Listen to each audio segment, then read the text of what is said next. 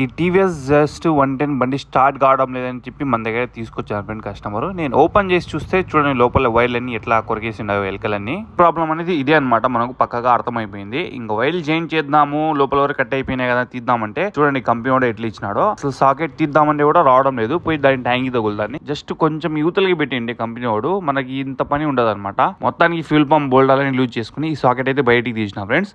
చూడండి friend, neat గా వైర్లు ఒక్కొక్కటి జాయిన్ చేసిన అనమాట. 2 వైర్లు అయితే తెగినాయి, నీట్ గా జాయింట్ చేసేసి టేప్ కొట్టేసిన. ఎవరు కనుక్కోలేరు అనమాట అసలు జాయింట్ అయినాయా వైర్లు తెగినాయి అని చెప్పేసి ఎవరు కనుక్కోలేరు. మనం వైర్లు జాయింట్ చేసినాము బండి స్టార్ట్ అయిపోతుంది అని చెప్పేసి మీరు అస్సలు అనుకోద్దు ఫ్రెండ్స్. కొన్ని బండ్లు స్టార్ట్ అయిపోతాయి, కొన్ని బండ్లు స్టార్ట్ కావన్నమాట ఫ్యూల్ పంప్ వైర్లు కట్ అయితే. ఇప్పుడు దీనికి కూడా అదే జరిగింది. దీనికి స్పార్క్ అనేది రావడం లేదు.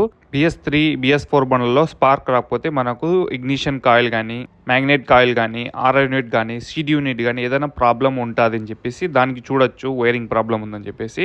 కానీ BS6కు చాలా ఈజీ ఫ్రెండ్స్. చూడండి, ఇప్పుడు మనం OBD స్కానర్ తగిలిచ్చేసి మనం ప్రాబ్లం చెక్ చేస్తాం. మనం చేసిన వర్క్లోనే ఆ ప్రాబ్లం అనేది దీనికి ఉంటుంది అనమాట.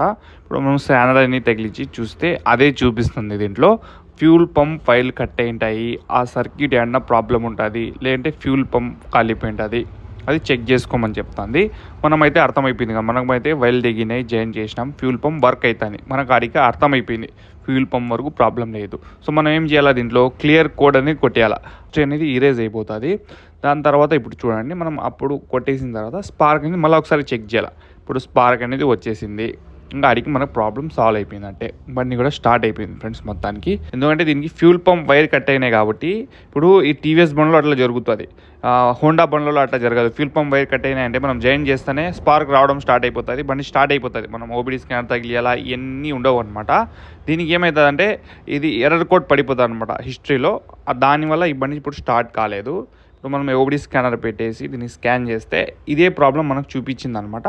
మనం ఇదే కోడ్ కొట్టేసినాం దీనికి. సో దీని ఫుల్ వీడియో మీరు చూడాలంటే కన్నా మనం యూట్యూబ్లో ఉంటుంది, ఇంకా డీటెయిల్గా నేను ఎక్స్ప్లెయిన్ చేస్తాను దాంట్లో.